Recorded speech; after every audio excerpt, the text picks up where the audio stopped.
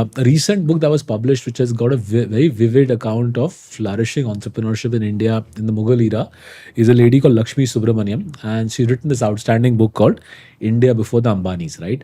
So उसमें वो समझाती है that effectively 200 years, kind of the height of Mughal rule, right? 16th century through to 18th century. The Mughals gave India stability of law, stability of rules, stability of law and order.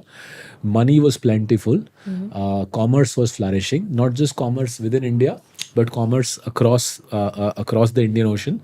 We were very much the central trading power, both in the context of the Middle East and Southeast Asia. And from a book, right, I found out there were many unicorns in that era. मेरे को तो पता ही नहीं था. मेरे को लगा unicorns अभी अभी बने हैं.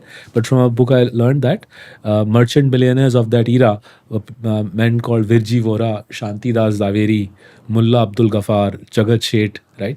And these sorts of powerful business people, many of them were financiers, many were moneylenders, many were moneylenders come shipping barons, many were moneylenders come shipping barons, come cotton traders, right? These sorts of entrepreneurs flourished in the 200 years of Mughal rule. But then something very interesting happened, which is why both your parents and my parents became waged employees. So क्या हुआ?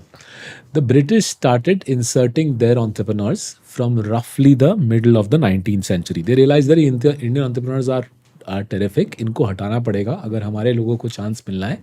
The British started dislodging Indian entrepreneurs partly through discriminatory policies.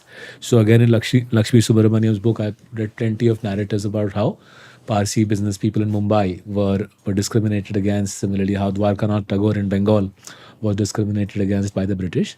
But they did something even more insidious and very clever, actually.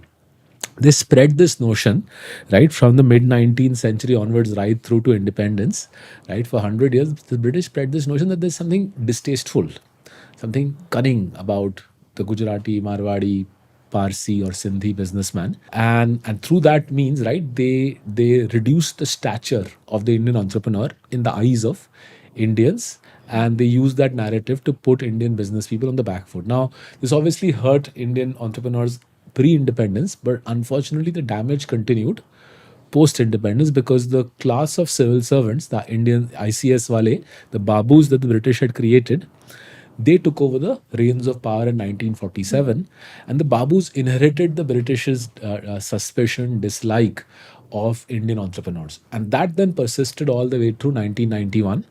And it's only when Manmohan Singh and PV Narasimha Rao Saab, when the two legends ushered in liberalization in 1991, that's when we really started overcoming the legacy of 150 saal of ostracization, initially inspired by the British, but then ostracization of our own entrepreneurs, driven by our own babus.